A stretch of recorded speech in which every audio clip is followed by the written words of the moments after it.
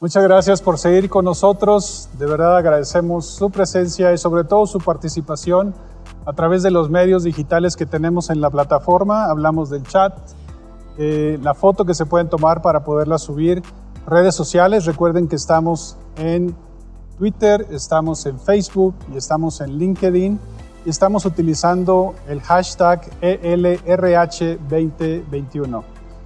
Pues ya estamos casi a finales de este día, mi querida Julie, y seguimos con nuestra plática magna del día de hoy. El día de hoy vamos a abordar diferentes temas que tienen que ver con el individuo, con las organizaciones y cómo de manera conjunta están enfocando sus esfuerzos para enfrentar los retos que nos presenta el futuro. ¿Y qué te parece, Julie, si nos presentas un poco de la semblanza de nuestros panelistas el día de hoy? Claro que sí, con mucho gusto. Nos acompaña Margarita Tarragona, quien es psicóloga, especializada en procesos de transformación personal y relacional. Es doctora en psicología por la Universidad de Chicago y cofundadora de Grupo Campos Elíseos, centro de entrenamiento en psicoterapia y psicología positiva en la Ciudad de México. Por otro lado, José Luis, nos acompaña José Antonio Bustamante. Es psicólogo también, diplomado en desarrollo organizacional por la Universidad de Chile. También tiene un máster en innovación y actualmente es socio director de Teamwork Consultores Asociados.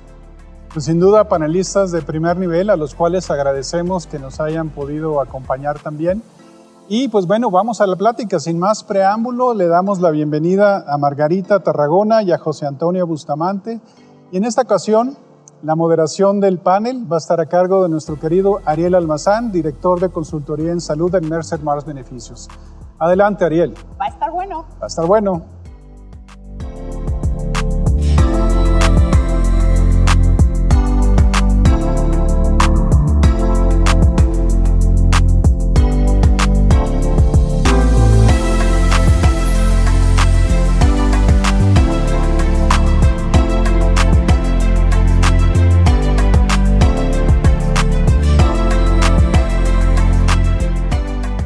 Margarita, José Antonio, muy buenos días, muchísimas gracias por estar aquí con nosotros. Gracias a todos los participantes de este foro. El año del Reset creo que dice mucho en fondo y forma. Hoy queremos platicar con ustedes, grandes invitados, grandes expertos en materia organizacional, en materia personal, platicar sobre cuáles han sido los impactos que de alguna manera ha tenido la pandemia en nuestras vidas, pero ya desde una perspectiva aterrizada hacia las organizaciones, hacia los individuos. ¿Cuáles son los retos que enfrentamos, no solamente, José Antonio, como organizaciones, sino como humanidad en este camino de un nuevo aprendizaje? De la noche a la mañana, nuestras estructuras sociales cambiaron drásticamente, cambiaron abruptamente. Los roles que estábamos acostumbrados a trabajar como personas empezaron a jugar un papel en el mismo momento, en el mismo lugar. Los roles de papás, de mamás, de estudiantes, de hermanos. Empezamos ahorita nuevamente a introducirnos en el día a día. Pero ¿qué nos ha dejado? ¿Qué nos ha dejado finalmente la pandemia y hacia dónde tenemos que dirigirnos en este nuevo transitar? Quiero iniciar contigo, José Antonio, platicando. ¿Realmente estamos ante una situación de un reset total desde el punto de vista organizacional, sabiendo que las formas de trabajar han cambiado, decía yo ya, de manera abrupta? Lo que en un momento fue una de las medidas de restricción más eficientes, que fue el trabajo a distancia, el home office, hoy pareciera que se está convirtiendo incluso en una ventaja competitiva dentro de las organizaciones. Y que además nos tenemos que adaptar y readaptar como personas a esta nueva modalidad de trabajo, entendiendo que tu casa se convierte en estos momentos tu espacio laboral. Cuéntanos si realmente es un reset, hacia dónde va esta transformación, o es simple y sencillamente algo transitorio que deriva de la condición epidemiológica que estamos viviendo. Mira, en una primera instancia, tal vez los primeros meses, se pensaba que esto podría ser una turbulencia, algo que podría afectar en distintos modos el trabajo, la vida personal, etc. Sin embargo, la verdad es que lo que muchos investigadores ya están diciendo y que yo comparto es que no hay vuelta atrás. Aquí van a pasar cosas, o están pasando cosas que están marcando mucho un punto de inflexión. Ahora, ¿qué es lo que sucede? La primera idea que tenemos es que el camino va a ser como ese, ¿te fijas? O sea, un poco que este es el encuentro entre la tecnología, la inteligencia artificial y las personas. Y esto no es algo que sea puramente del momento que ocurrió con la pandemia. Esta es una propiedad emergente que ya venía gestándose hace mucho tiempo, especialmente en los últimos 20 años, y que ahora ha tenido una aceleración. ¿Ya? Ha tenido una aceleración muy grande. Por eso que quisiera citar las palabras de Winston Churchill, dice, debemos tomar el cambio de la mano o podemos estar seguros que el cambio nos tomará de la garganta. Es decir, dicho eso, ¿cierto? No sé si tú lo compartes. Buenísimo.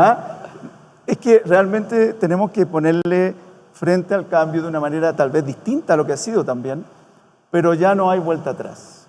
Entonces, dicho eso, lo que ha ocurrido con la pandemia es que fue como una máquina del tiempo. O sea, ¿qué es lo que significa eso? Que trajo muchas de estas tendencias que se estaban gestando en el plano de la tecnología, en el plano del trabajo. De hecho, hay un libro del año 2010 que ya hablaba de muchas de estas cosas. Pero que la pandemia lo que hizo fue una máquina del tiempo. Y lo que trajo fue muchas cosas que se podrían haber demorado meses o años, se desplegaron en pocas semanas casi. Y llevó a las empresas al futuro. Mi perspectiva, digamos que es más laboral, me ha tocado verlo, las empresas están entrando como al futuro de manera acelerada y el que no lo haga también va a tener complicaciones. Y entonces fuimos en pocos meses a cambiar todo lo que era el trabajo físico por el trabajo virtual, a incorporar rápidamente tecnologías que además también existían. No sé si saben, por ejemplo, Zoom existía desde el año 2011. Wow. Ahora acaba de cumplir 10 años Zoom. Y sin embargo, antes no lo usábamos de manera generalizada, ¿cierto? El código QR, por ejemplo, que está hoy día para todo el código QR, sí, fue creado en 1994. Wow. Y que QR, no sé si saben lo que significa en inglés, es QR es Quick Response. Por eso que se usa tanto, porque te permite responder rápidamente a lo que ocurre hoy día. Entonces, de alguna u otra manera, fue lo que ocurrió es que el COVID-19 nos trajo el 2030 al 2020. Eso fue lo que ocurrió. Bien interesante porque sí, completamente de acuerdo, ¿no, Margarita? Hablamos de una disrupción tecnológica, una disrupción educativa, una disrupción laboral.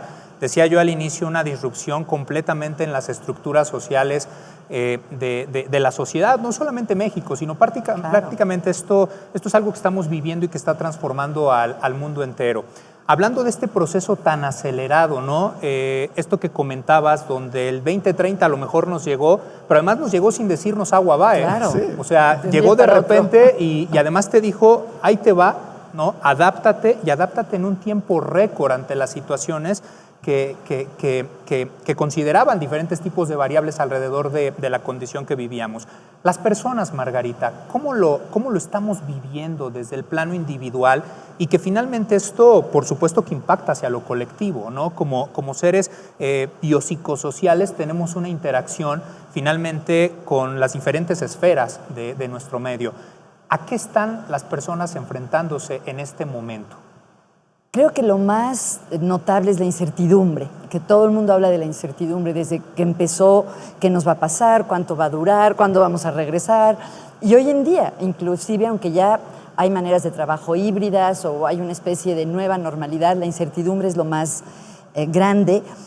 Y hay buenas noticias y malas noticias. Creo que las malas noticias son que definitivamente se han visto aumentos en la depresión y en la ansiedad, sobre todo entre los jóvenes. Y la buena noticia es que a pesar de eso hay resiliencia, como ha habido siempre en la historia de la humanidad y en todas las crisis, y tenemos datos interesantes sobre ambas cosas, como efectivamente ha habido disrupción, ha habido muchísima incomodidad, y por otro lado ha habido cosas inesperadas bonitas, como que las familias han pasado más tiempo juntas, que nos hemos dado cuenta que algunas profesiones se pueden ejercer con mucha más flexibilidad. Entonces, como un paquete que tiene cosas mezcladas, ¿no? Claro, definitivamente, y creo que coincidimos en que es un reset completo, un reset absoluto, tanto de cara a las personas como de cara a las organizaciones.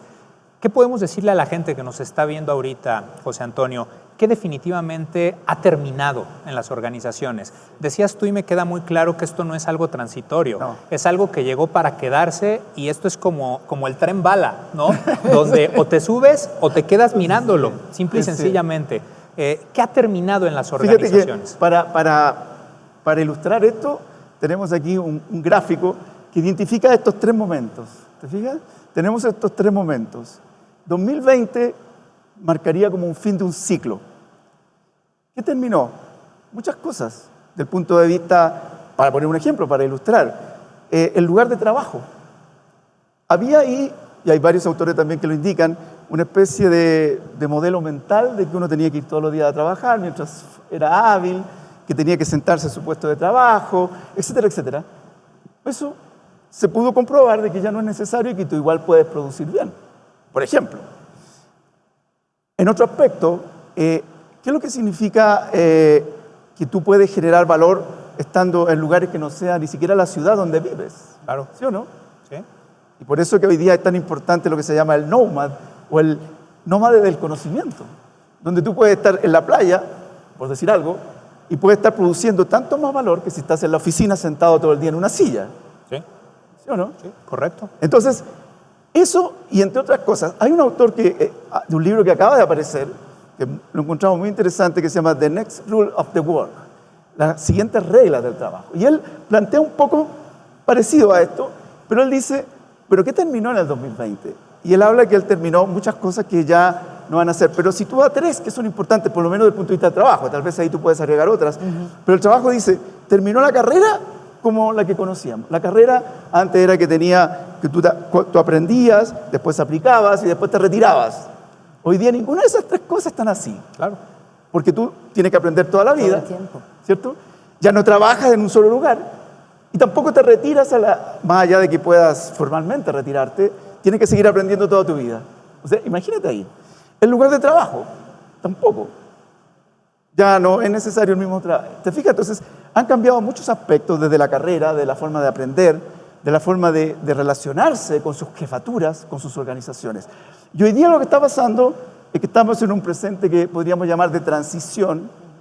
Este actor, Gary Baum, le llama las nuevas reglas hoy día, que las estamos como adquiriendo, como dices tú, aceleradamente.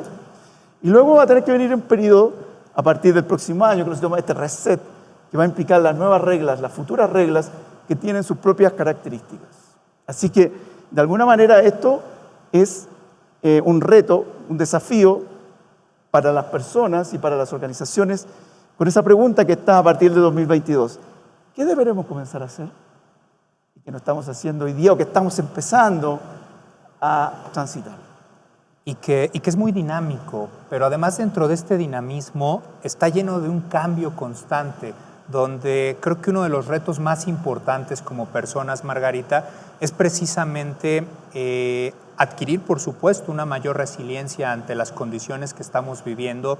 Creo que esto nos ha dejado muchísimos aprendizajes. Tú comentabas muy acertadamente que finalmente el impacto ha sido no solamente en el impacto en el tema salud, sino hablamos de temas económicos, de temas educativos, en fin. Esto creo que la parte de salud es únicamente la punta del iceberg. Y me llamaba mucho la atención que tú hablabas particularmente del impacto en la salud mental de la gente.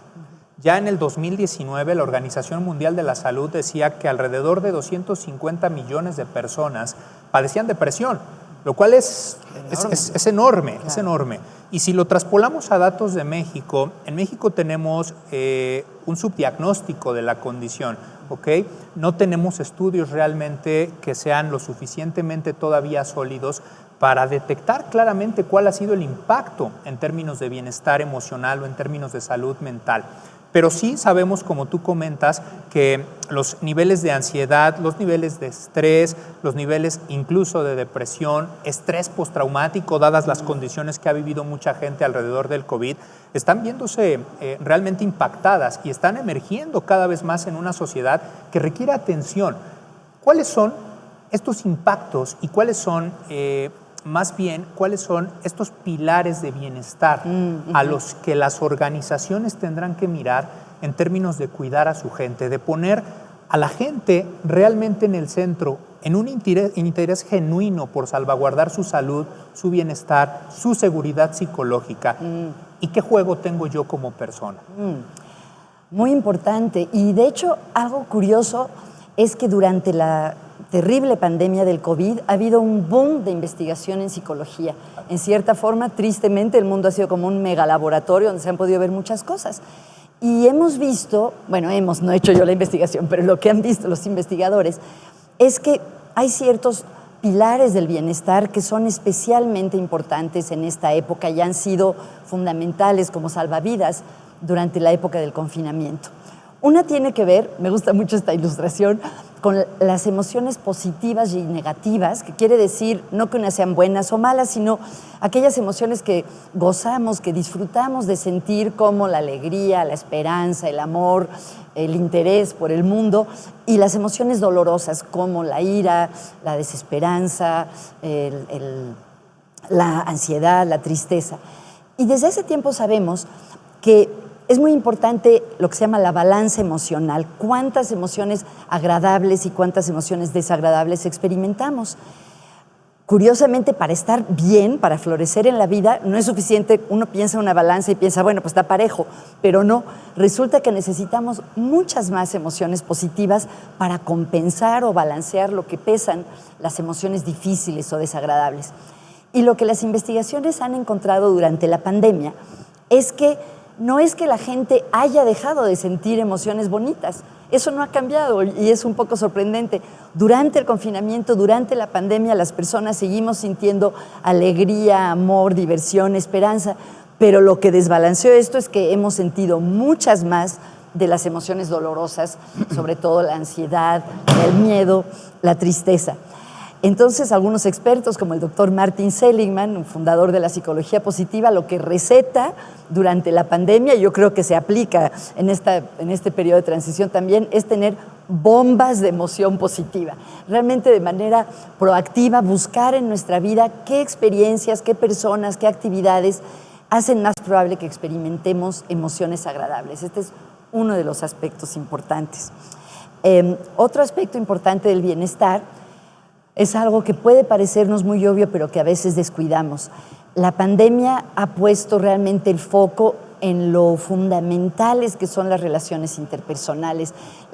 Lo que nos ha salvado durante la pandemia es justamente el seguir en contacto, bien sea virtual o presencial, con la gente que queremos. Bueno, y aquí es una ilustración de una familia, pero también hay gente que queremos en el trabajo y extrañamos el contacto con las personas del trabajo. Entonces, algo aparentemente muy simple, pero no por eso menos importante, es cuidar las relaciones con los demás. Margarita, y en ese sentido, a propósito de lo que tú dices, el plano de las relaciones interpersonales es fundamental en el plano, como tú lo dices, en la familia. Sin embargo, una de las cosas que ha quedado muy de manifiesto en este tiempo ha sido, ¿verdad?, de que el hombre por sí es un animal gregario, podemos decir, que le gusta, animal social. Sí. Entonces resulta que no solo ha echado de menos los amigos, el juntarse en una fiesta o ir a un concierto, sino que desde el punto de vista organizacional ha echado mucho de menos a sus colegas, ¿sí?, a sus equipos de trabajo, incluso a sus jefes, aunque no los quieran mucho. Claro, pero resulta que ahora sí, es importante mantener ese vínculo, esa relación, ¿verdad? Porque ha dado cuenta de que se ha ido perdiendo, sin querer queriendo, y este es un reto para las organizaciones, el sentido de identidad, de compromiso, que también afecta a la salud mental, ¿no? Sí. Porque el trabajo es una parte fundamental de nuestra vida en general, y el tema es cómo lo hacemos y cómo tiene muchos elementos que apuntan a esos pilares emocionales que tú estabas comentando. De acuerdo, me recuerdas unas investigaciones sobre los momentos de conexión positiva en el trabajo. y han encontrado que esos pequeños instantes en el que le sonríes a alguien en el corredor o te subes al elevador con alguien y dices buenos días, esos no tienen que ser tu mejor amigo, sin embargo, esos pequeños momentos de conexión, de emoción positiva, tienen un gran impacto en el bienestar emocional. Y también me recuerdas otra cosa muy bonita, que en las investigaciones sobre la felicidad en el mundo, que hay muestras ya del 90 y tantos % de la población, han encontrado que hay 2 preguntas que predicen muy bien el nivel de felicidad de las personas. Y una de ellas, más que preguntas de verdadero o falso, es si puedes decir, tengo uno de mis mejores amigos en el trabajo. Las personas que pueden decir que sí, que tienen uno de sus mejores amigos en el trabajo, tienen más probabilidades de ser felices. Y la otra es, todos los días puedo hacer algo que yo hago muy bien. Las personas que pueden hacer algo que es una fortaleza también tienen más probabilidades de ser felices. Iba a comentar algo más. Mira, déjame retomo esta parte muy interesante de cómo ha cambiado la manera de relacionarnos.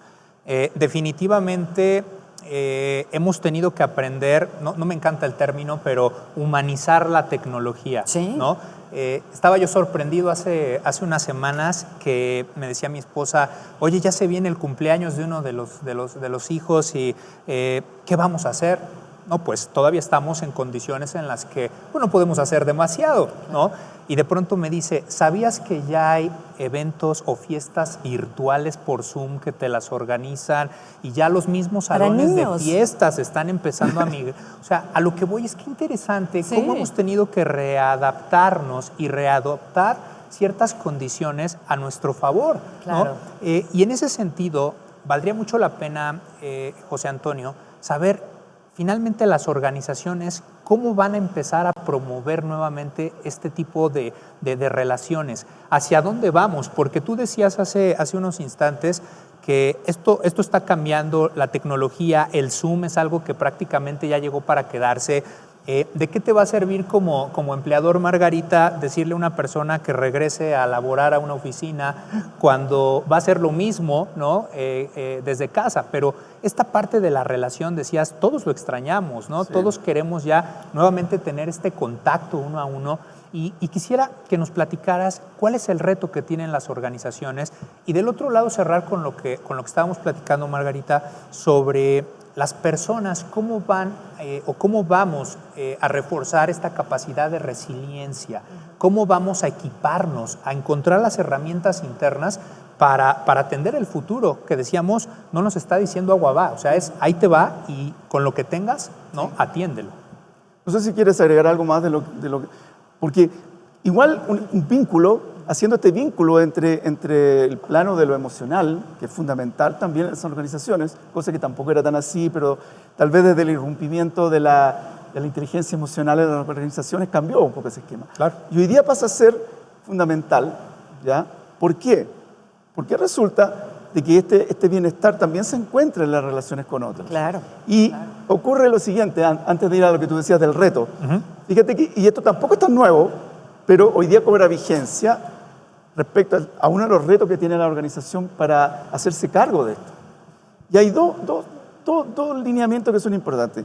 Uno lo quiero hacer a través de una ilustración, de un cuento, no sé si, que yo a veces le pregunto a la gente en mis talleres donde hago estas cosas, le digo, a ver, ¿ustedes saben cuál es la máquina más importante de una empresa, de una organización? Aunque sea industrial, no necesariamente, entonces quedan, no sé, piensan en una máquina especial. No, le digo yo, la máquina más importante de toda organización es la máquina de tomar café. Sí, claro. ¿No? Ahora, no solo pero fíjate que no solo por lo que tú dices, o sea, eso es importante, yo saludo a mi amigo, converso de algo, sino que ¿saben por qué? Y aquí viene el otro punto que conecto con el futuro, es que en algunos lugares donde se crea valor, esa es la máquina alrededor de tomar café. ¿Sí? Porque la gente empieza a conversar de una manera distinta, empiezan a aparecer ideas, empiezan a surgir alternativas o lo que se llama posibilidades, y que se conversan a través de un café. Entonces, no es lo único a la cual se ven enfrentadas las organizaciones del futuro, pero una de las cosas es que van a tener que pensar, ¿a qué queremos que vengan las personas a la oficina? ¿A qué queremos que vengan? Y la respuesta, en términos genéricos, ya existe. A crear valor. Por supuesto. Ah, sí, pero es que eso... ¿Y qué es crear valor? Porque uno podría decir, bueno, ¿y qué es crear valor? Bueno, crear valor es cualquier servicio, cualquier producto cualquier modelo, cualquier metodología que ayude a solucionar problemas presentes y futuros. O sea, ya no es hacer una tarea específica, sino la creación de valor. Tiene muchas aristas y cuando nosotros ponemos a la gente a conversar, o empecemos alrededor de un café, o generamos las condiciones del entorno junto a sus jefes, a sus equipos, a crear valor, entonces estamos proyectándonos a lo que se espera del trabajador del futuro en los próximos años. Qué interesante, Margarita. Sí. No sé si quieras agregar esta parte desde la perspectiva de la persona, ¿no? Sí. Hablamos de la estructura, el cascarón, desde de la perspectiva de la organización, pero ahora nosotros como individuos, ¿qué vamos a tener que cambiar? ¿Hacia dónde vamos? Te preguntaba hace un ratito, ¿cuáles son incluso estos pilares de bienestar? Hablábamos que la salud mental es importantísima, pero tenemos, por supuesto, temas de bienestar físico, de bienestar social, incluso, como hemos visto en otras de las charlas que han antecedido nuestra participación, el bienestar financiero, claro. ¿No? Como personas, finalmente, ¿hacia dónde vamos? ¿Cuál es el rumbo que vamos a tener que tomar y que las organizaciones deberán de detectar anticipadamente para incluso, estarás de acuerdo, cambiar sus políticas, sus dinámicas, las estructuras veíamos de beneficios, de compensaciones, acorde a este nuevo normal? Bueno, pues hemos mencionado, por ejemplo, la importancia de esta balanza emocional, la importancia de seguir cuidando y fortalecer los lazos interpersonales. Otra cosa importante, que es un reto después de una experiencia de este tipo, es cómo incorporamos lo que hemos vivido a nuestra narrativa de vida. Cómo podemos, una de las cosas que pasa cuando hay una crisis de este tamaño es que como que se nos desacomoda nuestra historia. Lo que pensábamos que era importante a lo mejor se mueve del lugar. Muchas personas han pasado por un periodo de reflexión de cuáles son mis prioridades, cuáles son mis valores. Y esto nos lleva como a la necesidad de incorporar lo que hemos vivido de una manera que sea coherente en nuestra historia de vida. Se ha visto que para experimentar bienestar y felicidad algo muy importante es comprender nuestra propia historia y de esta manera tener una historia que entendamos. Y aquí se entrelaza con lo que decía José Antonio. Una de las mejores maneras de entender nuestra experiencia es conversando con otros. Se pueden hacer otras cosas, como por ejemplo llevar un diario, plasmar nuestras ideas, pero generalmente en la conversación, en la interacción, le vamos dando sentido a nuestra experiencia. Y creo que ese es otro aspecto importante. Y hablabas de la resiliencia. Bueno, algo que mencionó José Antonio que quisiera retomar es esta sensación de que estamos como en la mitad, ¿no? Como una especie de transición. Y esto en psicología tiene un nombre, se llama una zona liminal. Y se refiere justamente a ese espacio en el que estamos cuando ya no estamos donde estábamos antes, pero todavía no llegamos a donde queremos llegar. Y yo creo que lo que nos puede ayudar a transitar por este túnel desconocido es justamente nuestra relación con los demás, tener claro nuestros valores, nuestras prioridades y la esperanza y el optimismo de que lo vamos a resolver. Como ya han dicho varios ejemplos de creatividad que se ha dado en las empresas, en las familias, encontramos soluciones a todo lo que nos enfrentamos, ¿no? Esto definitivamente nos lleva a un estado de incertidumbre, a un estado de estrés donde incluso hay autores muy interesantes que hablan que el periodo de transición será y estará siendo mucho más de mayor impacto en términos de tensión, de incertidumbre, que cuando nos dijeron de un día para otro todos a nuestras casas, ¿no? Llegó el SARS-CoV-2 y entonces a tomar las medidas de restricción. Las organizaciones, ¿qué tienen que tener? Ahorita, ¿qué mensaje podemos darle a la gente que nos está viendo, José Antonio?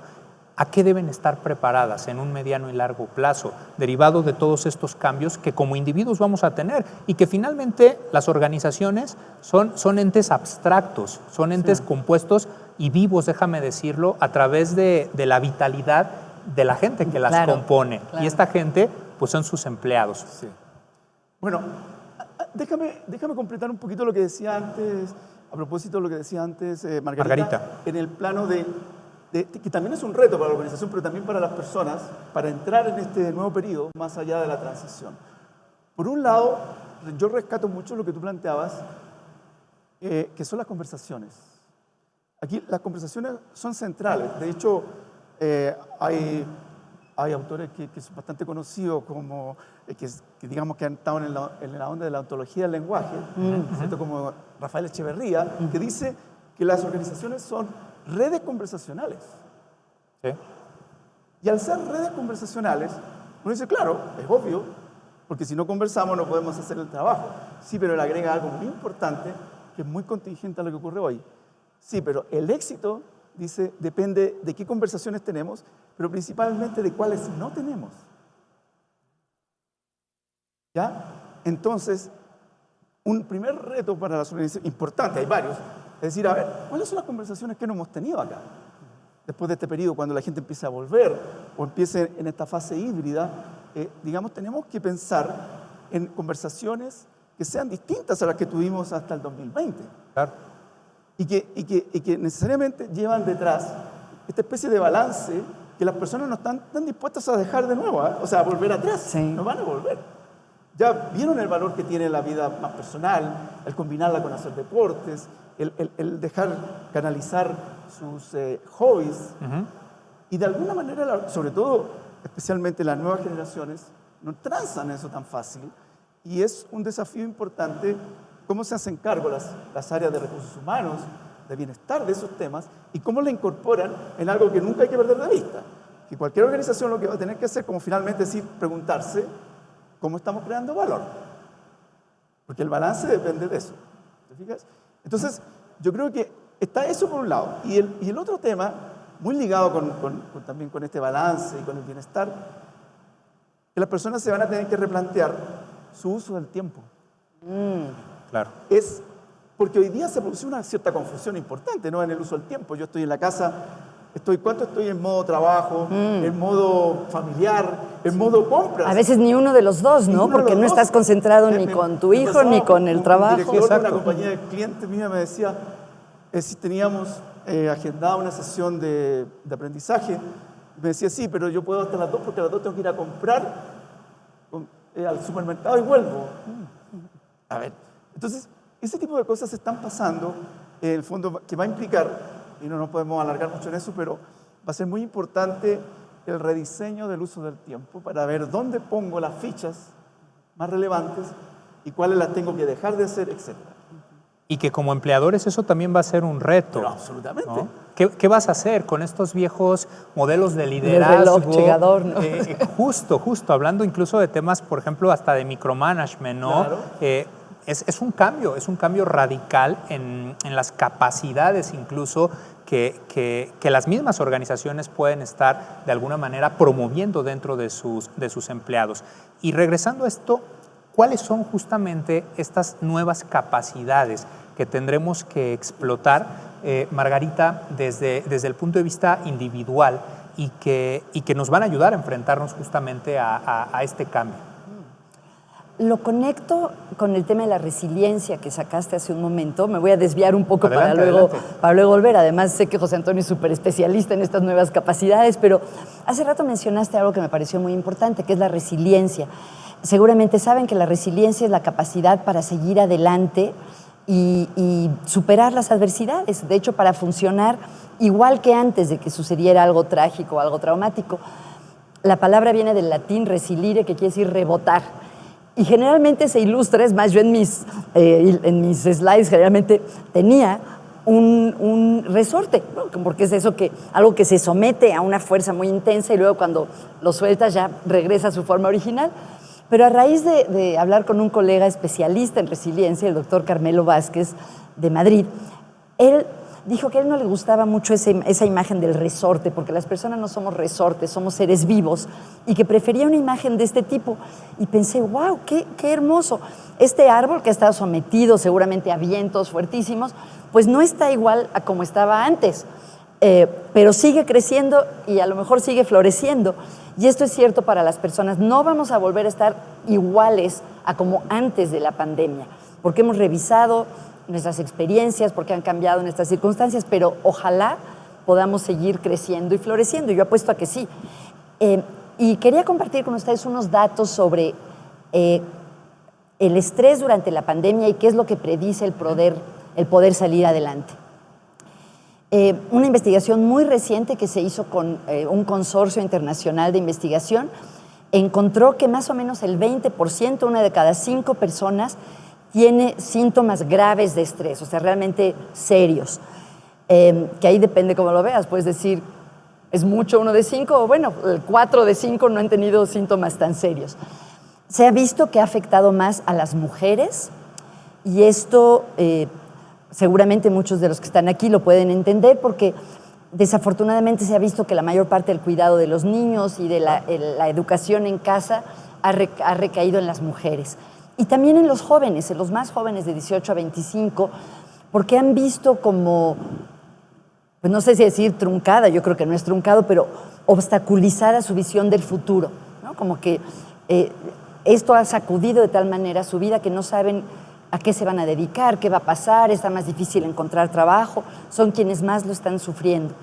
Ha afectado menos a los hombres, a la gente ya más mayor, seguramente porque ya tienen como más sabiduría de vida o más perspectiva de pensar de esta también vamos a salir, y también a los que tienen más seguridad económica o más bienestar financiero que tú mencionabas. Y lo que se ha visto es, ¿qué es lo que predice? Bueno, primero déjenme enseñarles la proporción.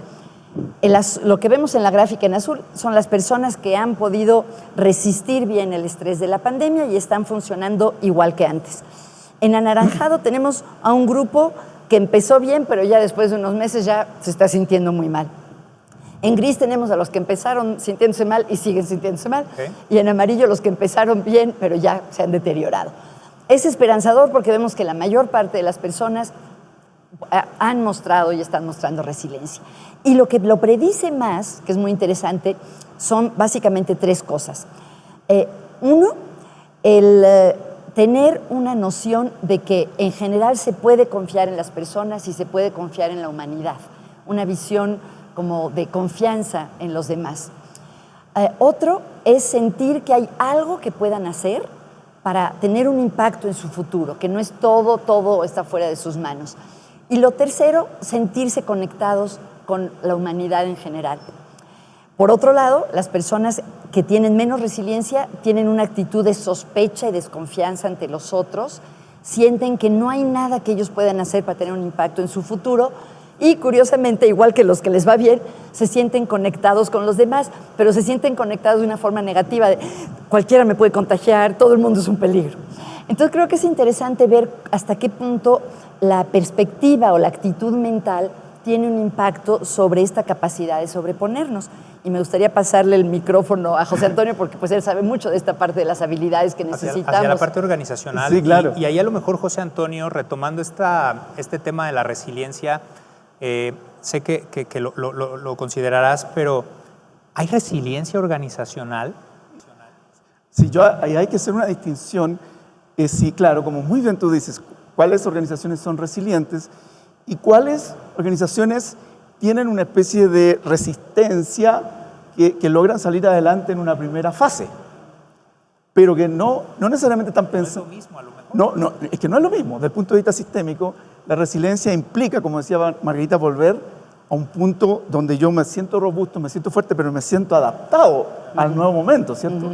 En cambio, la resistencia lo que hace es que tiene recursos para mantenerse en la trinchera, soportando lo que viene, pero sin cambiar. Esa es una distinción muy importante. Entonces, ¿qué es lo que sucede? Si yo considero que este periodo es un periodo como de turbulencias, entonces yo puedo pensar como organización que voy a volver a lo mismo y no me preocupo tanto, solamente tengo que tener recursos para aguantar la turbulencia y volver. Yo creo que eso es también equivocado. Bien equivocado. De hecho, hay estudios, incluso en las 20 tendencias que sacó hace poco el The Economist, esta revista inglesa, dice, las empresas no van a volver más a hacer lo que fueron hasta el 2020. Así, taxativa. La primera predicción. Después hay otra que dice, los que no inviertan por lo menos el 10% en tecnología y nuevas formas de trabajar, lo van a pasar bastante mal. 10% es harto, digamos, desde el punto de vista de un presupuesto de una organización, sobre todo las grandes.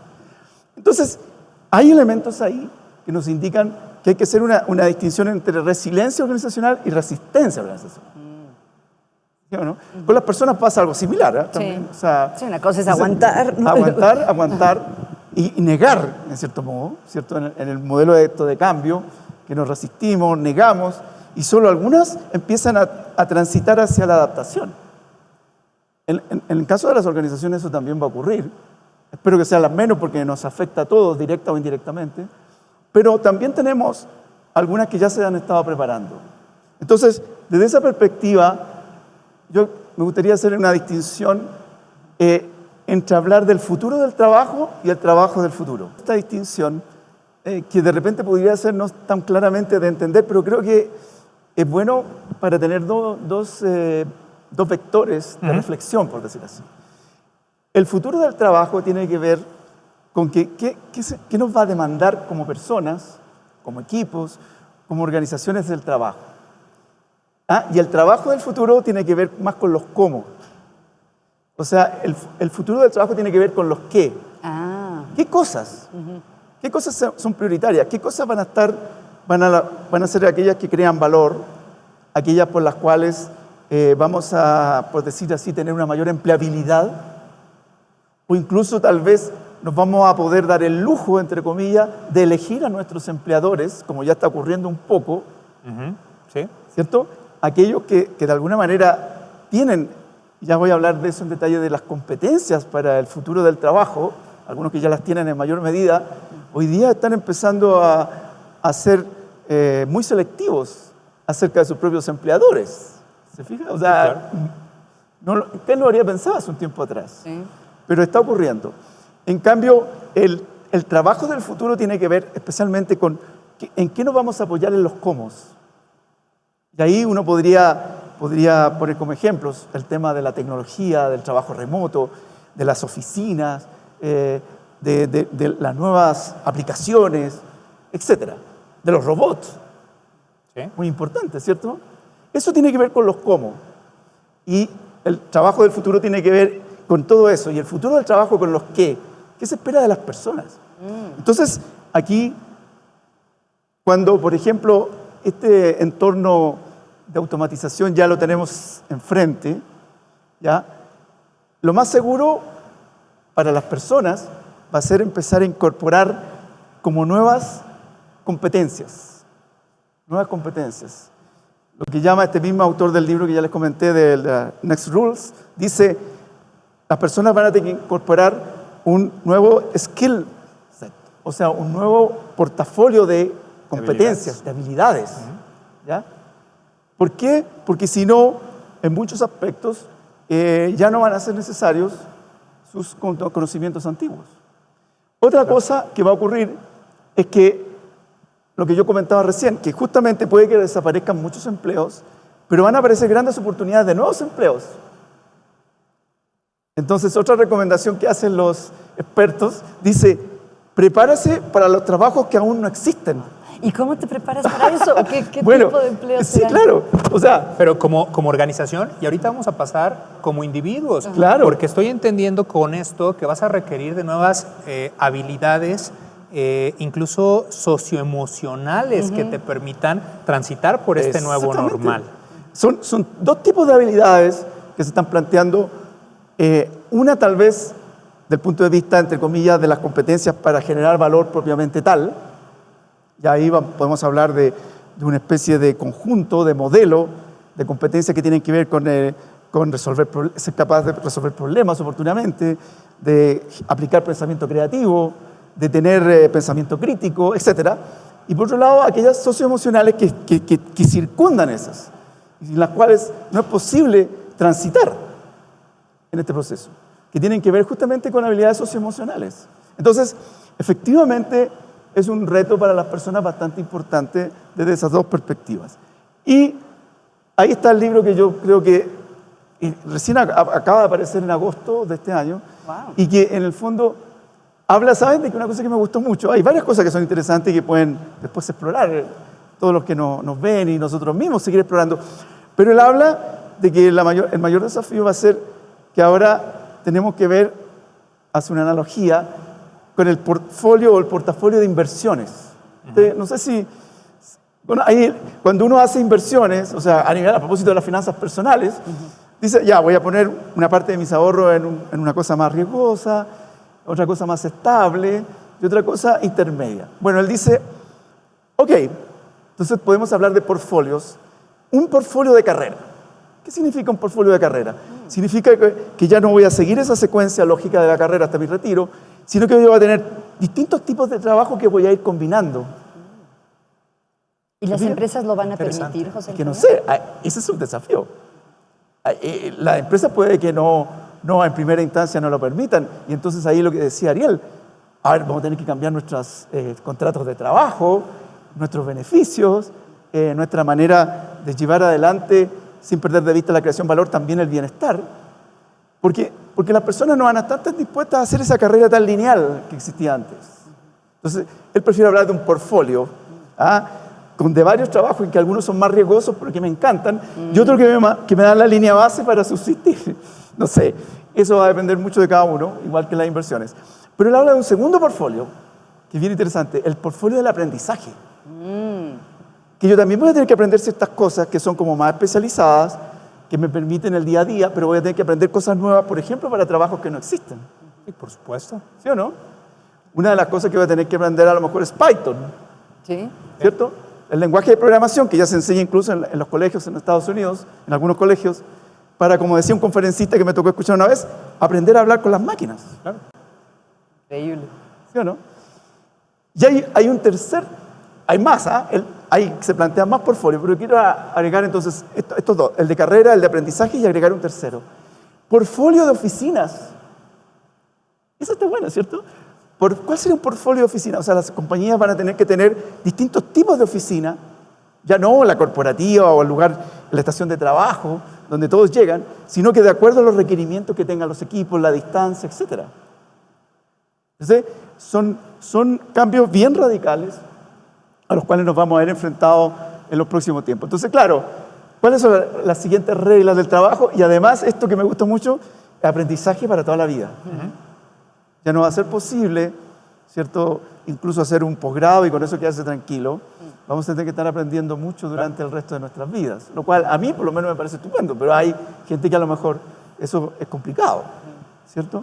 Me hiciste pensar cómo en algunas familias esto ha sido una sorpresa agradable, que los abuelos, por ejemplo, han aprendido a usar Zoom o tablets, claro. Que antes decían, no, eso no es para mí, y ante la necesidad o el deseo de ver a sus nietos o a su familia, se dieron cuenta que sí lo pueden aprender, ¿no? Y a través de ese primer contacto, que es como un contacto que te estimula, que han empezado a descubrir el mundo, que también pueden hacer cosas desde el punto de vista laboral, así. Estudiar, ¿cierto? por ejemplo. De estudiar online, de transmitir su experiencia. Sí. En un área determinada. Sí, definitivamente hablamos de un reset en todos los aspectos de nuestras vidas como seres humanos. Hemos ahorita tocado mucho la parte organizacional, pero a lo mejor para irlo intercalando, Margarita, ¿cuál es el reset que tenemos como personas, ¿no? ¿A qué vamos? Decías tú, es que las organizaciones no van a poder regresar a lo que tenían en 2020 hacia atrás. Nosotros, la pregunta es, como seres humanos, ¿lo podremos hacer? Es decir, ¿hacia dónde vamos? Creo que sí. Yo no tengo duda de que sí, justamente porque pues, la humanidad ha enfrentado retos. Pero tal vez no en el mismo peldaño. Tal vez no. Bueno, no sé, esto está como en el hit parade de las desgracias, ¿no? Pero yo creo que sí, aparte lo vemos con los datos, y tiene que ver, hay como creo que muchos caminos te pueden llevar a eso. Como ya hemos mencionado, creo que tiene que ver con revalorar y cuidar nuestras relaciones con los demás, con no vivir en automático, vivir de una manera más deliberada, pensando qué es lo que es importante para mí, cómo puedo vivir de una manera alineada lo más posible con mis valores.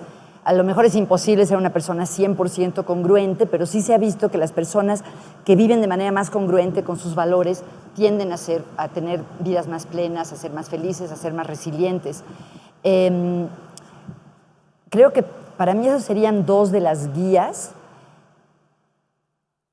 Y otra, perdón, me quedé pensando, tiene que ver con la trascendencia, con dar a los demás, ayudar a los demás, que nuestra vida no esté centrada solo en nosotros mismos. Y creo que la pandemia ha hecho esto muy evidente, ¿no? Cómo nos necesitamos unos a otros para preservar la salud. La gente ha hecho cosas muy conmovedoras para ayudar a los que necesitan.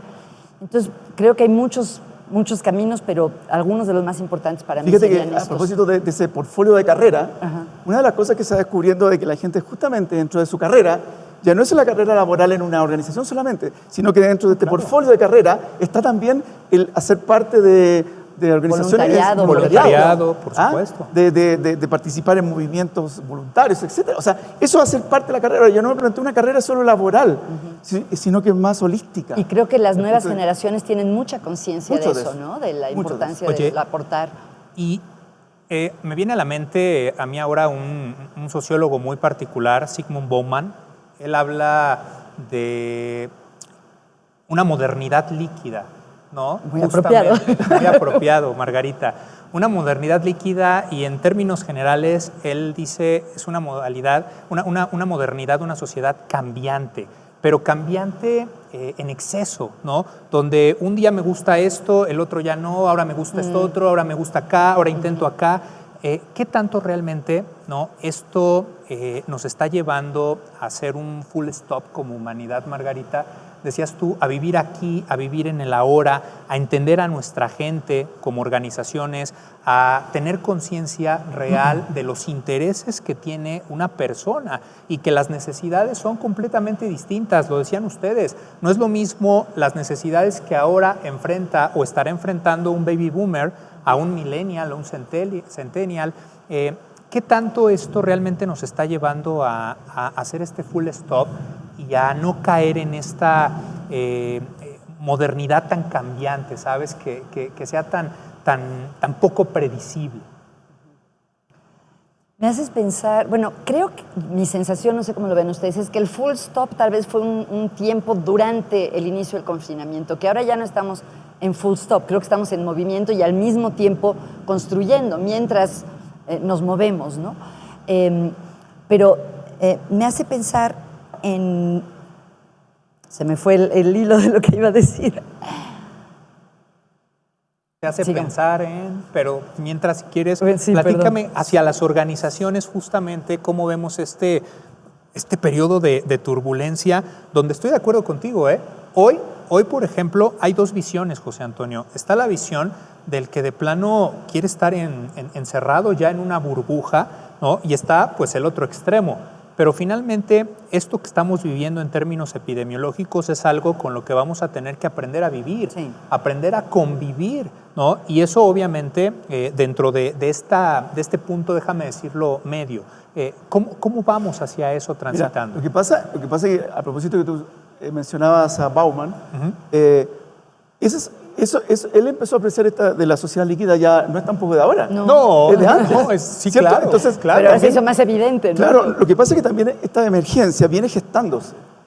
Y resulta que si queremos ser más abarcativos e incluso sistémicos, resulta que nos van chocando, por un lado, la pandemia con todo esto que ya hemos ido comentando, pero resulta que hay dos componentes más que son muy relevantes, ¿cierto? Que es el tema climático, por ejemplo, y el tema de este cambio de paradigma en muchos valores, ideas, a lo que tú estás diciendo, y que ha hecho que esta cosa sea tan líquida porque no sabemos exactamente para dónde va. Hay cosas que se han ido perdiendo también, porque se ha vivido como una especie de extremismo en algunos aspectos de cambio. Entonces, lo que yo creo es que tanto para las personas como organizaciones va a tener que venir un periodo de calma después, ¿cierto? Va a venir una cierta calma de aquilatar lo que ha ocurrido y de alguna manera espero que aparezcan como nuevos enfoques que guíen un poco este proceso hacia qué es lo que va a hacer la sociedad, ya ni siquiera las organizaciones como algo especial, sino que la sociedad del futuro pronto. ¿Cómo vemos, Margarita? Adelante. Y si quieres, para que no se me vaya a mí ahora la idea. Anotémoslo. Oye, ¿podemos hablar de una esperanza y un optimismo de nueva era? No sé. Sí, yo creo que sí. Bueno, lo que quería decir es que las investigaciones sobre el crecimiento postraumático nos pueden dar algunas como claves de qué podemos esperar. Se ha visto cuando las personas sufren experiencias traumáticas, obviamente muy dolorosas, las que no solo pueden rebotar, sino incluso crecer, experimentan ciertas cosas, tienen en común ciertas cosas. Por ejemplo, una revisión de sus valores. En muchos casos, un reencuentro o resurgimiento de una espiritualidad, de una sensación de conexión con algo más grande que ellas mismas. Dicen sentirse más aceptantes y comprensivas de los demás, son menos críticas o juzgan menos a los demás y tienen menos miedo. Y creo que esto que se ha sabido de qué es lo que ayuda qué caracteriza a las personas que después de un trauma crecen, a lo mejor, no lo sabemos, va a pasar con muchas personas después de la pandemia. Y una especie de sabiduría grupal que va a empezar o social. Puede ser, sí. ¿Podríamos hablar de un trauma colectivo? Yo creo que sí. Un estrés postraumático sí, claro. colectivo. Por lo tanto, esa recuperación, porque esa especie de sabiduría podría ser también colectiva. Sí, porque yo creo que ahora como sociedad, desde lo individual y por supuesto hacia lo colectivo, nos hemos visto finalmente muy sensibilizados alrededor del tema. Hoy en día pocas son las personas que no han vivido algo de impacto. Hablemos en términos de salud o pérdida de empleos, infinidad de situaciones alrededor. ¿Podríamos hablar entonces de este aprendizaje colectivo? De que fue un trauma colectivo, yo creo que sí, y esperemos, como decía José Antonio, que el aprendizaje también sea colectivo y a lo mejor eso lo hace más, no sé, más rápido. A lo mejor sí puede haber una sinergia entre millones de personas. Posibilidades que todavía ni siquiera están muy digamos, exploradas. Por eso que, por ejemplo, yo aquí decía el futuro del trabajo y para hacer este contrapunto con el trabajo del futuro. ¿Te fijas? Que sería el cómo. Porque esto también, y como todo está interrelacionado a esta altura, yo creo que no hay nadie que nos diga que las cosas no son como islas o caminos o carreteras paralelas, se entrecruzan. Entonces, claro, el qué afecta al cómo y el cómo afecta al qué. Sí. Por supuesto. Sin embargo, por efectos didácticos, los cómo tienen que ver con estos apoyos y los cómo van a tener grandes cambios también, ¿cierto? Que ya estamos viendo desde el punto de vista del uso de las tecnologías de trabajo a distancia. Es tal vez lo más evidente, pero hay muchas otras. Por ejemplo, el trabajo va a ser o híbrido o completamente remoto. El trabajo 100% presencial lo veo muy difícil. Incluso si pensamos en las compañías industriales, donde yo tengo varios clientes en empresas industriales, que igual han aplicado de una manera un poco diferente porque los operarios tienen que estar en el frente, pero eso también va a cambiar. También va a cambiar. ¿Saben por qué? Porque se van a empezar a generar lo que se llaman los equipos híbridos, ya no lo híbrido del trabajo, sino que equipos híbridos en que van a participar personas creando valor junto con robots en un mismo equipo. Pero aquí viene lo interesante, los robots ya no se van a llamar robots, se van a llamar cobots, o sea, colaboradores o robots colaborativos, que en el fondo van a crear, junto con las personas, valor. Y por lo tanto, hay algunas cosas o algunas veces en que los robots los van a poder dejar solo haciendo el trabajo y tú vas a poder estar en la casa y después reunir. Entonces, te fijas que ni siquiera ese paradigma del trabajador, del operario industrial frente a la máquina siempre... Clásico y tradicional. ¿Cambiará? Eso es un cambio, te fijas, un cambio de modelo. Me hiciste, primero cuando oí eso dije, ¡qué horror! Y luego pensé, bueno, pero ¿por qué qué horror? Yo estoy todo el día con mi computadora, con mi celular, y no lo siento, y lo siento como una extensión de mí, ¿no? Y en ese sentido el robot no va a ser ese robot como amenazante o que nos va a reemplazar. Es un robot que colabora. Colaborativo. Y que hace, por eso se llama los cobots, de equipos cobots, en trabajos en los cuales los robots... además el propio equipo va a poder ir definiendo qué cosas hace uno y otro. De acuerdo a la complejidad del trabajo y de acuerdo a los riesgos. Imagínate, a los riesgos que las personas tengan. Claro, que te pueda lastimar una mano o algo, ¿no? Por ejemplo. Sí, por supuesto. Entonces es muy importante. Ya lo habíamos dicho, el nuevo tipo de empleado en los cómo va a ser el nomad. Va a poder generar valor desde cualquier lado sin necesariamente estar en presencia física. Cada vez soportes tecnológicos más sofisticados. El Zoom de hoy día, en 10 años más, prácticamente va a ser irreconocible a lo que era. Así que yo les recomiendo dejar registros. Como el fax. Claro, como el fax versus, ¿cierto?, el correo, y después el correo versus el chat instantáneo. Y ya estas tecnologías existen además. O sea, no es que se vayan a inventar, algunas sí, pero hoy día hay mucho en el avance de traspasar o de crear redes sociales para el trabajo que sean colectivas, o sea, que tú ya puedas crear como una especie de ambiente de trabajo, acorde a tecnológico. Claro. Después, ya lo vimos, una reducción importante de las Definitivo. oficinas y que van a transformarse en esta especie de oficinas de distinto tipo. ¿Ah? Y este sí que es un trabajo interesante. ¿Ah? ¿Cómo vamos a mantener la identidad?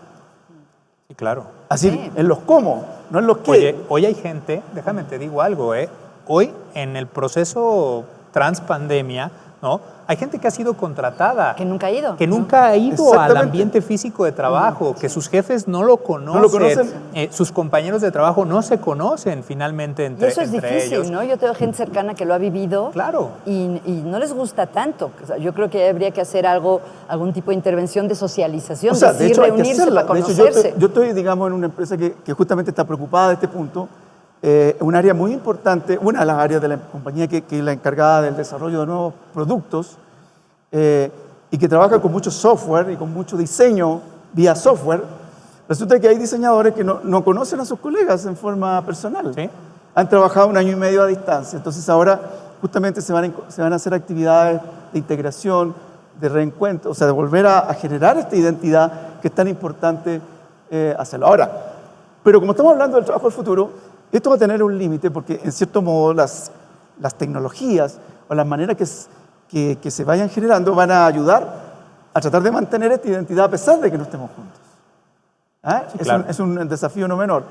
Pero, por ejemplo, si ustedes entran a Teams, ahí hay aplicaciones que están asociadas a Teams que incluso permiten entregar reconocimiento vía ¿Virtual? virtual.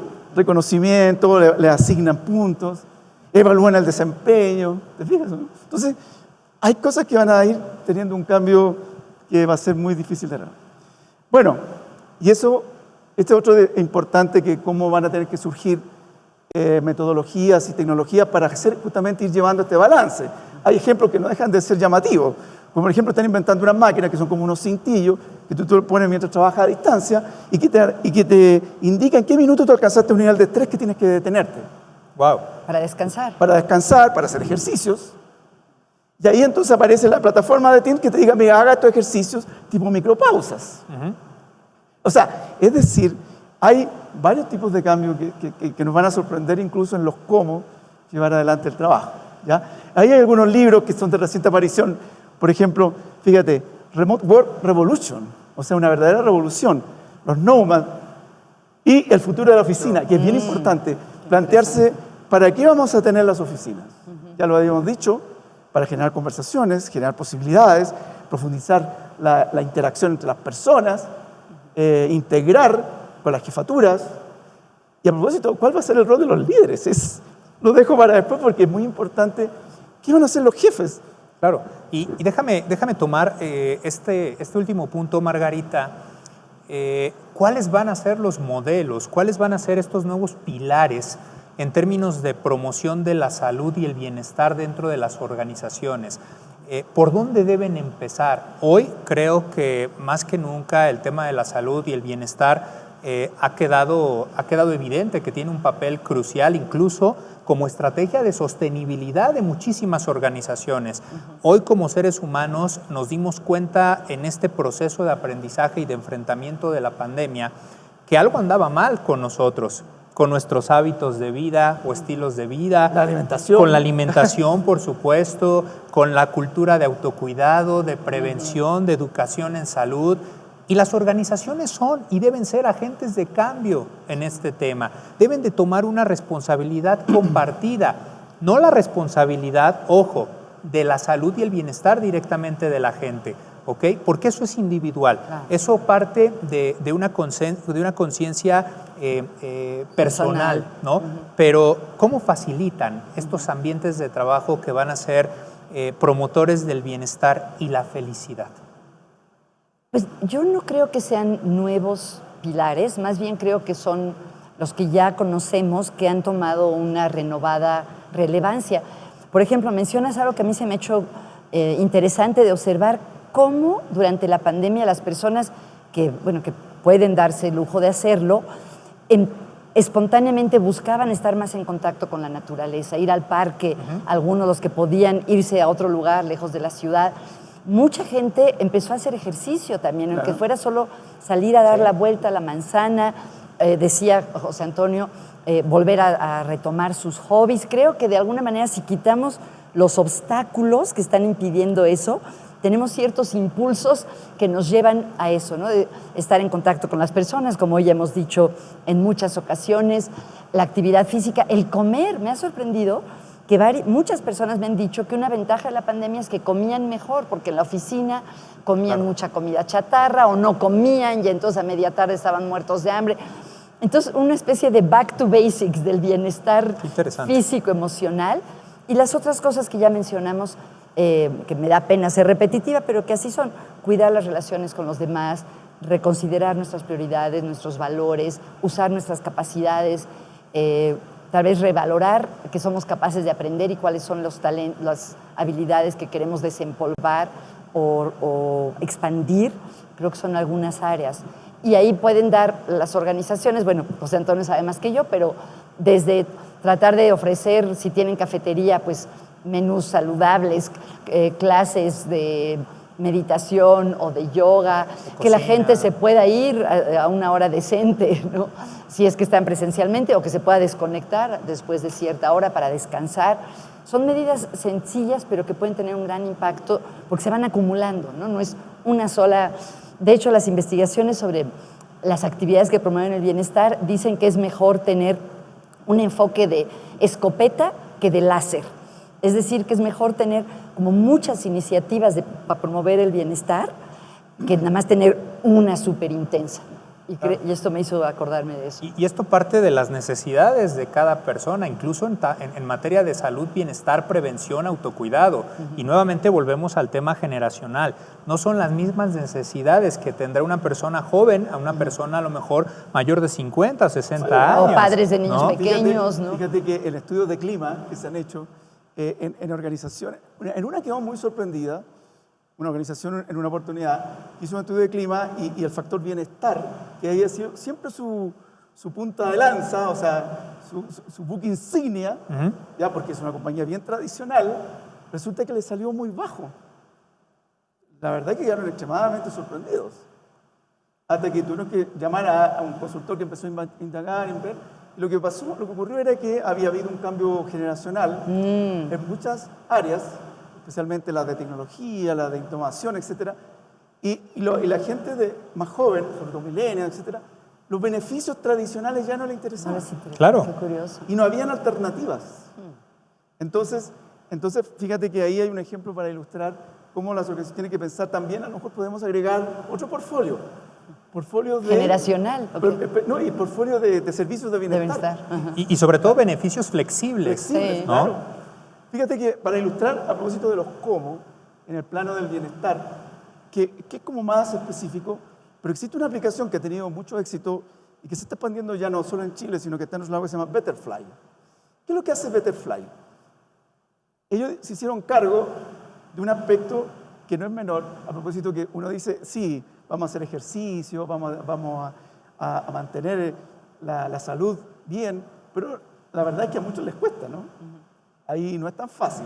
Entonces, esta aplicación se asocia con compañías de seguros o cajas, que hay algunas cajas que se llaman de bienestar, no sé si aquí existen. No, pero tiene una serie de beneficios. Tú pagas o la organización paga ciertas cuotas por eso, por estar en esas cajas, y eso se traduce en beneficios para los empleados, para veranear, etcétera. Para préstamos. Justamente aquí es lo que nosotros entendemos como esta oferta de beneficios flexibles, donde la gente a lo mejor tiene una necesidad muy particular en algo que si se ofreciera de manera estandarizada no le resultaría tan atractivo. Entonces, aquí el reto también de las organizaciones en ese sentido es buscar estas alternativas, a lo mejor no individualizadas, ¿no? Porque sería complicado, ¿no? Una organización de 100,000 personas, pero hacerlo lo más posible. Fíjate que lo que hace Betterfly es justamente que es individual. ¿Y qué hace? ¿Y qué es lo que hace? Lo que hace es que agrega puntos a tus beneficios, ya sea que estés en estas cajas, estas compañías de seguros, y puedes tener más opciones en la medida que tú hagas ejercicio.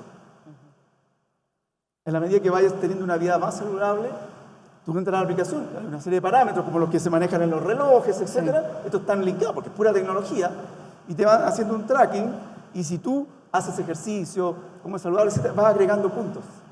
Sí, este gaming, ¿no? Este gaming Sí, donde... gamification, claro. Exactamente esta gamificación, Sí, este gamification. La gamificación, ¿no?, es uno de los puntos, aunque uno no lo crea, que tiene que ver mucho con esta tecnología del futuro en las organizaciones, porque va a permitir no solo este ejemplo de Betterfly, sino también algo muy importante como es la capacitación. Y que va cambiando y promoviendo la cultura desde lo individual y con este impacto que buscamos hacia lo colectivo. Claro. Tenemos algunas preguntas, Margarita, José Antonio, de la gente que nos está ahora escuchando, pero me gustaría, para ir cerrando esta intervención, a manera de conclusión, ¿cuáles son algunos mensajes de impacto, Margarita, que podría llevarse la gente que hoy nos está viendo de cara al nuevo normal, de cara a esta ya realidad de la que hemos hablado? Se requiere un reset total hacia lo individual, hacia las personas. ¿Qué mensaje les damos? Y lo mismo hacia las organizaciones, José Antonio. Yo les daría un mensaje con 3 partes. 1, que de manera proactiva le den prioridad a las emociones positivas en su vida. Buscar la compañía, las actividades, las situaciones en las que es probable que se sientan bien, que sientan alegría, diversión, esperanza, amor, serenidad. No solo esperar a que se den, sino de manera activa ir construyendo eso en su vida. Otra parte tiene que ver, como ya he dicho muchas veces, pero es que es fundamental, cuidar y buscar el contacto con los demás. No dejar de lado a aquellos que, como son una presencia frecuente en nuestra vida, la damos por hecha. Realmente cuidar las relaciones con los demás. Y el tercer punto es ver qué sí está en sus manos para el futuro. Hay muchas cosas que no sabemos, hay mucha incertidumbre, pero a lo mejor hay pequeños pedacitos que sí dependen de nosotros, y ver ahí cómo queremos ser nosotros ante este nuevo futuro, qué es lo que sí está en nuestras manos, y confiar que sí podemos tener algo de injerencia en lo que sigue. Yo creo que aquí para las organizaciones, y quiero señalar en las organizaciones por lo menos 2 niveles, porque de repente hay uno que es como más próximo, que son los equipos y son la organización como un todo.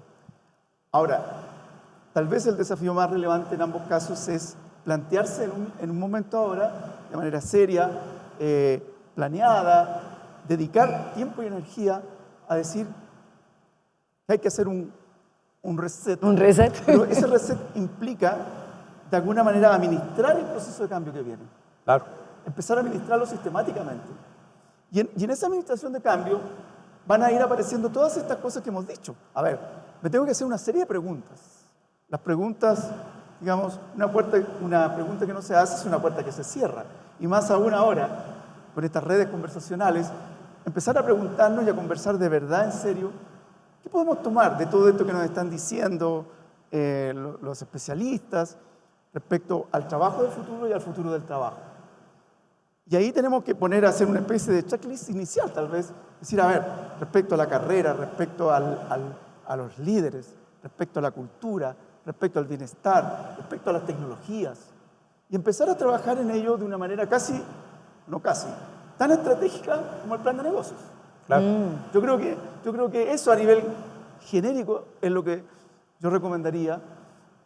Y de alguna manera entender también de que no hay vuelta atrás. Fíjate que hasta el siglo XVI, mira dónde me fui. Hasta el siglo XVI, no existían tantas organizaciones, pero existían grupos y personas intelectuales, etcétera, que estudiaban lo que se llama el quadrivium. El quadrivium era un conjunto de 4 competencias. ¿Ya? En esa época. Sí, 4 competencias, pero como que según lo que dicen ellos, abarcaba todo lo bueno, todo lo grande y todo lo de verdad. Entonces, ¿y cuáles eran las 4? La retórica, la gramática. No, era aritmética una. La aritmética era la astronomía, la música y la geometría. Esas eran las 4. Entonces, En una de las cosas que quiero hacer como una propuesta, yo digo que tal vez las organizaciones necesitan un nuevo quadridium. Ah, ¿y cuáles serían? Un nuevo quadridium que significa que pasa primero por estos portfolios que yo decía. Es decir, plantearnos un portfolio de carrera, de bienestar, o sea, un conjunto de cosas, de aprendizaje, ¿verdad? De creación de valor. Y también un portfolio, un quadridium, 4 competencias que yo considero que son cruciales para el trabajo, para el futuro del trabajo. Ya veremos cómo se hace en el trabajo del futuro. Pero el qué, creo que las compañías, los equipos y las personas, los profesionales, tienen que pensar en incorporar o fortalecer 4 grandes competencias. El pensamiento crítico para resolver problemas, ¿ya? El pensamiento creativo para dar lugar a la innovación, el pensamiento sistémico para abarcar distintas variables que hoy día, a propósito de esta incertidumbre y de esta sociedad líquida, nos afectan, no sabemos por dónde. Y no menos importante, algo que yo le he llamado, algunos le llaman pensamiento computacional, yo le llamo un pensamiento algorítmico. ¿Programar? O sea, Es que pensar como las máquinas. Porque uno dice, pero ¿cómo? Bueno, las máquinas las han hecho las personas, pero resulta que las máquinas han ido... Se anticipan, es un pensamiento anticipatorio. Han ido incorporando categorías de aprendizaje, las learning machines, por ejemplo, lo que hacen es pensamiento lógico. Pero toman distintas alternativas y las incorporan, las integran en una solución. Nosotros podemos, como equipo, como organizaciones, generar valor a partir de esa manera de introducir un nuevo cuadridium. Qué interesante, y coincidirán conmigo que el tema nos daría para discutirlo horas y horas y horas. Lo que sí tenemos claro es que esto ha cambiado abruptamente nuestro día a día, nuestras interacciones. Esto ha cambiado y seguirá todavía cambiando todavía durante un periodo más a las organizaciones y a las personas que trabajan dentro de ellas. Tenemos algunas preguntas, José Antonio, Margarita. Me gustaría que estos últimos minutos las destináramos a contestarlas. Fantástico. Y que ambos, desde la perspectiva de expertise de ustedes, pudiéramos complementar. Hay una pregunta que constantemente, digamos que se repite, José Antonio, y que Margarita nos dice así, simple y llano, ¿cuál será el rol de los líderes en este nuevo normal? Wow. Empiece usted. Bueno, tenemos el desafío para las organizaciones, pero me quiero saltar para ir, aunque no estaba preparado, decimos, a los líderes que van a tener que ver mucho con todo esto. Los líderes, y hablamos de líderes, tanto organizaciones líderes como personas líderes, por ejemplo, los líderes, las jefaturas, si los incluimos ahí, fíjate lo que dice, crear un ba. ¿Qué es un ba? El ba es una palabra japonesa y significa crear un espacio donde las cosas ocurren. Fíjate que ya no es la supervisión técnica directa, que de alguna manera eso se mantiene, pero que no es suficiente para la creación de valor. Entonces, yo tengo que encontrar soluciones colaborativas de valor. Y para eso necesito crear un espacio donde eso ocurra, donde las cosas ocurren, ¿ya? Promover el caos creativo y antifrágil. ¿Qué significa antifrágil? El caos creativo es que, bueno, como decían algunos autores, para construir tenemos que destruir, tenemos que de alguna manera romper ciertos paradigmas, pero la palabra antifrágil no es casualidad, está tomada de un libro que se llama Antifrágil. ¿Y qué es lo que quiere decir? Que los sistemas tienen grados de resistencia, grados de tolerancia, grados de resiliencia, pero que todo eso se ve amenazado cuando la sociedad es muy líquida o el entorno es muy incierto. Entonces dice, tienen que aprender a navegar en la antifragilidad, o sea, no ser frágiles frente a las turbulencias, frente a los cambios. Eso quiere decir. Ya, fíjate lo otro importante, que los líderes con sus equipos ya no van a tener que ser solamente cerrados en un equipo, van a tener que administrar redes. Claro. Redes tanto internas como externas a la organización. Redes para generar ideas, para administrar, para gestionar plataformas de internet, etc. Y crear la efectividad o guiar la efectividad de los equipos tanto presenciales como remotos. Esos, diría, son los nuevos retos. Porque eso no quiere decir que los líderes no tengan sus retos más, por decir así, clásicos. Tradicionales. Los clásicos, de ser coaching, digamos, de formar compromiso, de dar feedback, eso se mantiene. Pero estos son los nuevos. Interesante. En la parte individual, Margarita, ¿algo que quieras agregar? Pues por lo que yo leo sobre las investigaciones de los líderes positivos, una cosa que tienen en común, ya mencionó aquí José Antonio una, desarrollar habilidades de coaching, desarrollar habilidades de escuchar antes que tratar de rápidamente ofrecerles soluciones a las personas. Y algo que se ha visto es que los mejores líderes conocen las fortalezas de la gente de su equipo y les dan oportunidades de desarrollarlas, realmente les permiten florecer. Esto creo que complementa, a lo mejor es algo más tradicional, pero me da la impresión que aunque en teoría se sabe desde hace tiempo, en la práctica todavía hay mucho camino por recorrer en esta parte como de las habilidades blandas entre los líderes, que muchos dicen que no es un buen nombre decirle habilidades blandas porque son importantísimas, realmente son como... Exactamente, ¿no? Qué interesante. Y tenemos aquí otra pregunta que me parece muy profunda, de alto impacto además. Y precisamente dice, ¿qué tanto impactarán las nuevas necesidades de los empleados en la dinámica organizacional y cómo poder anticiparnos a detectarlas? Sí. Creo que de eso además Sí, no, yo creo que justamente, desde mi perspectiva, el incorporar este nuevo quadridium y de administrar el cambio de manera sistemática, pensada, planeada, va a permitir justamente adelantarse a lo que viene. Fíjate que hay metodologías que nosotros, digamos, los que nos dedicamos un poco al ámbito de la innovación, estamos de alguna manera previendo. Una de las cosas que te permite cuando tú te incorporas en un ejercicio creativo es mirar el futuro sin que el futuro todavía haya llegado. ¿Ya? Yo de repente en los talleres me toca hacer un ejercicio que a mí me encanta, que digamos que les digo que se pongan imaginativamente 20 o 30 años después frente a un mismo tema, un tema X. ¿Cómo va a ser? Y empiezan a surgir una cantidad de ideas impresionantes que después incluso algunas las hacemos con una cosa concreta y hemos visto cómo las compañías la han ido incorporando. Por ejemplo, en el máster de innovación que teníamos en la universidad donde trabajó, la Universidad Alfuyani, que trabajaba hace un tiempo, pensamos los teléfonos del futuro. Estoy hablando en el año 2010, o sea, hace 11 años atrás. Y uno de esos teléfonos del futuro era ese teléfono que se doblaba, que es ahora el que acaba de sacar Samsung. Que es como de silicón. Flexible. Flexible, ese lo imaginamos 10 años atrás. Claro, una cosa es imaginar y otra cosa es desarrollarla. Sí, por supuesto, de ideas. Y claro, sí, una idea vale un peso, la innovación es la que vale 1 millón. Claro. Sin embargo, las ideas son necesarias. Claro, por supuesto. Para dispararlo, ¿no?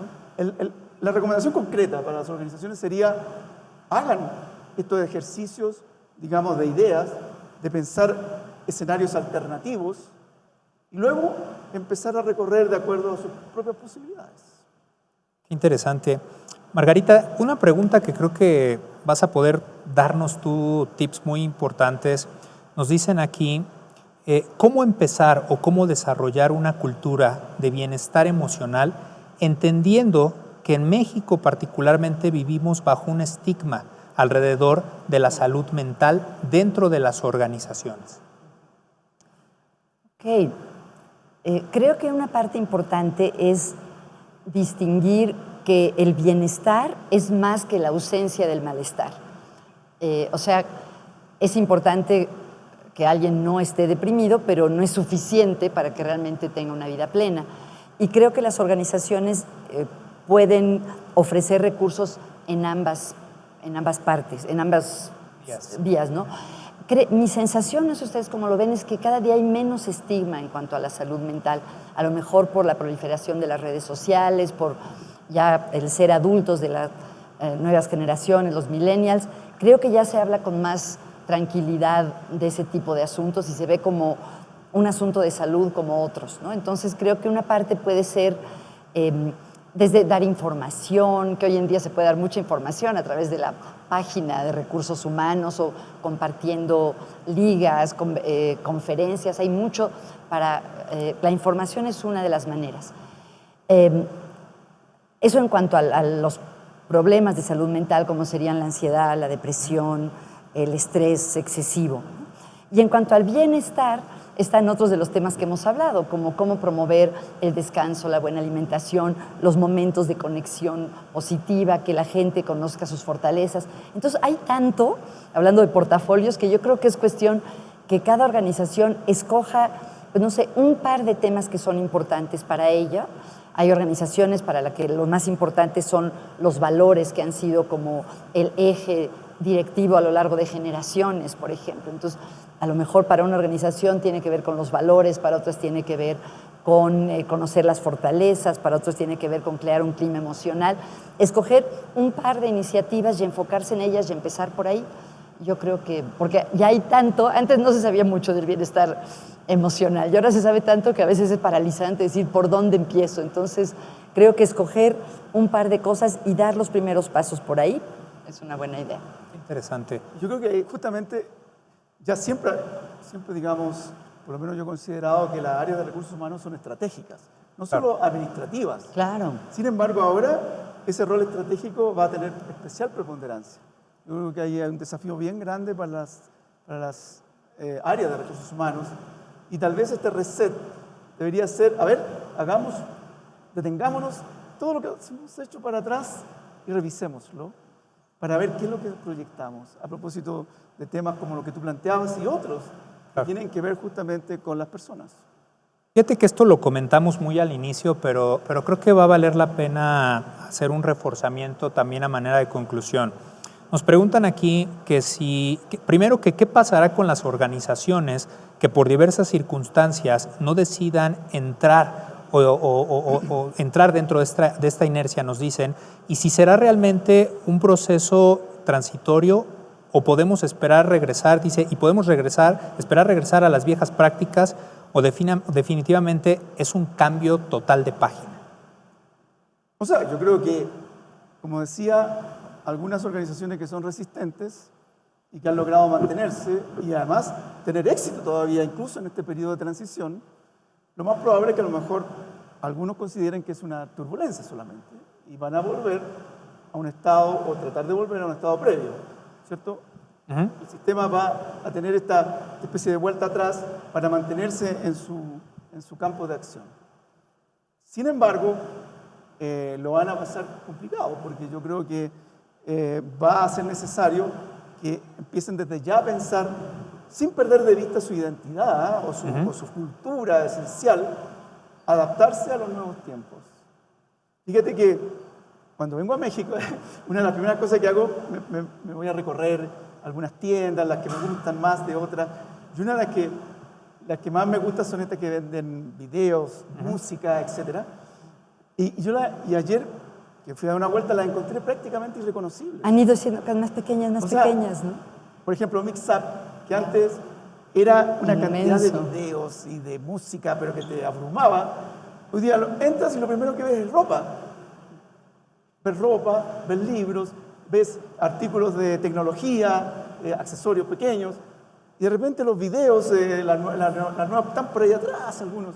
Entonces, pero resulta de que ha tenido que hacerlo, porque con el aumento de las plataformas en el streaming, ¿verdad? Probablemente los videos, por poner un ejemplo, van a seguir existiendo como un nicho. Claro. Como pasa con los digamos, discos de vinil, que sí tienen, fíjate. Hay un nicho. Sí, claro. y en Mixup, en una de las tiendas, no sé, todas, que yo fui, tienen un lugar bien preponderante. Y alguien puede decir, pero ¿cómo si esto pasó hace tanto tiempo? Ya no debería existir. Pero es que ese nicho, incluso lo de los viniles, ha ido creciendo. Entonces, es esa manera de ir leyendo La gente. leyendo las tendencias, las microtendencias, lo que está pasando, es creo que una habilidad muy importante que las organizaciones tienen que desarrollar para adelantarse al futuro. Muy interesante, ¿no, Margarita? Pues José Antonio, Margarita y a toda la gente que nos está haciendo el favor de acompañar, les agradecemos infinitamente por esta extraordinaria charla. Gracias Creo a que ustedes. definitivamente nos queda a todos claro que estamos en un reset, en un momento de un reset total y que tenemos grandes retos por venir en un futuro prometedor, ¿no? Como tú hablabas, un futuro positivo, un futuro retador definitivamente, tanto para las organizaciones como para las personas, pero que finalmente nos va a hacer crecer, nos va a hacer más fuertes como humanidad y que sobre todo nos va a ayudar de alguna forma a tener una mayor cohesión como individuos. De nuevo, muchas gracias, a ustedes, Margarita. qué placer, Gracias, muchas gracias. Es un placer haber podido moderar este panel con ustedes. Y gracias a todos ustedes que están viéndonos desde sus respectivos lugares, casas, lugares de trabajo. Gracias nuevamente. Gracias.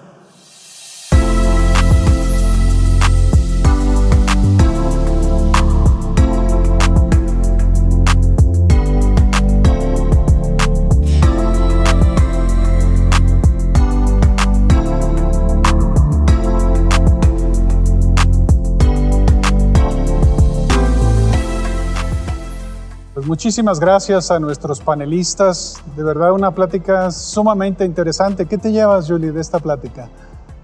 Me llevo tantas cosas tan padres, José Luis. Yo te diría que el tema del reseteo en el líder, por ejemplo, es fundamental. El que la organización, sus líderes logren resetearse y repensar y pensar distinto va a ser fundamental.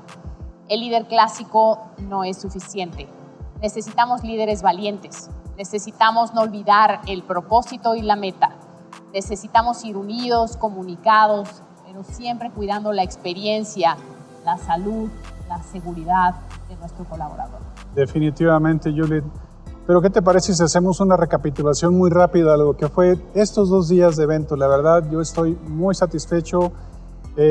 Estoy seguro que ustedes que nos acompañan también, la información que se presentó desde la manera en que lo presentamos en esta ocasión con The Talks, Powered by Marsh McLennan, y yéndonos con el tema de COVID, la resiliencia que las empresas tienen que estar experimentando. El día 2 con estas pláticas, finalmente COVID sigue siendo y seguirá siendo por algunos años un tema central. Totalmente, nos cambió la jugada, cambió el juego, hay que resetearnos y qué mejor que con data, qué mejor que con la seguridad de tener información contundente de nuestro mercado. Bueno, pues ya nos toca un poco dar el agradecimiento final para el que nos hayan podido atender el día de hoy, el que nos hayan podido acompañar en estos 2 días de camino. De verdad agradecemos muchísimo de nuevo su participación en el llenado de las encuestas. Es un compromiso que nos hace el que ustedes nos estén apoyando con este llenado.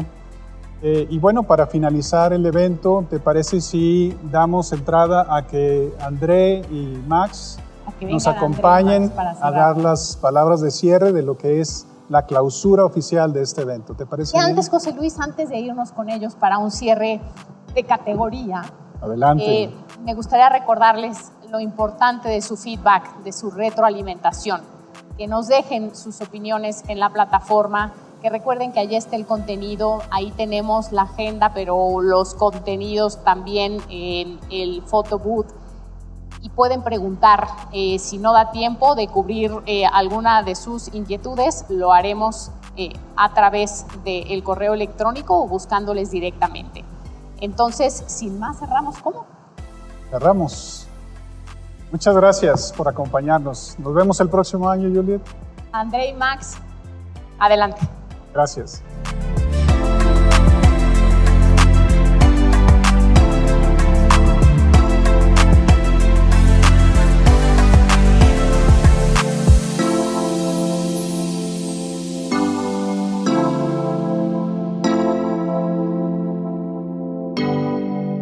Muchas gracias, Julieta y José Luis, por sus reflexiones. Y bueno, Max, estamos muy orgullosos de todo lo que ha pasado en estos 2 días y quisiéramos agradecer inicialmente a todos ustedes que hicieron parte de esta jornada en las discusiones, en los paneles, en las preguntas. nuestros agradecimientos por haber participado en nuestros estudios. Entonces, seguramente tener más de 2.200 respuestas a nuestras encuestas nos va a dar no solo oportunidad de analizar el benchmark de las prácticas actuales, pero también cada vez más usar los analíticos, ¿no?, para hacer predicciones con relación al futuro. Muchas gracias a todos ustedes. Claro que sí, André. Estamos muy contentos del resultado del evento. Esperamos que ustedes igualmente. Hemos venido formando poco a poco a lo largo de todos estos años, sentimos nosotros en Mercer y en Mercer Más Beneficios, una comunidad. Esta comunidad ha venido creciendo cada vez más, ¿no? Y estamos seguros que es la comunidad de líderes de RH más grande de todo México y seguramente también, porque tenemos forma de checarlo, de Latinoamérica, ¿no? Con 2.200 empresas participando, el número realmente es impresionante, André, ¿no? Entonces nos sentimos muy orgullosos, muy contentos de poder seguirlos apoyando y cuenten con nosotros, lo vamos a seguir haciendo, ¿no? Exacto, Max. Y siguiendo el agradecimiento a todo nuestro equipo, ¿no?, que hizo este evento posible de manera virtual por segundo año consecutivo, y en especial también a todos nuestros patrocinadores, ¿no?, que siguen confiando en nosotros y en el contenido, en el valor agregado que llevamos al mercado mexicano y también a todos nuestros clientes. Simplemente ya para cerrar y terminar, quisiéramos sinceramente darles las gracias por haber participado y los esperamos con mucho gusto en el encuentro de líderes que llevaremos a cabo en el año 2022. Gracias a todos, cuídense mucho. Gracias por haber sido parte del encuentro de líderes de RH 2021. Esperamos verte de nuevo en 2022 en este espacio de análisis y reflexión.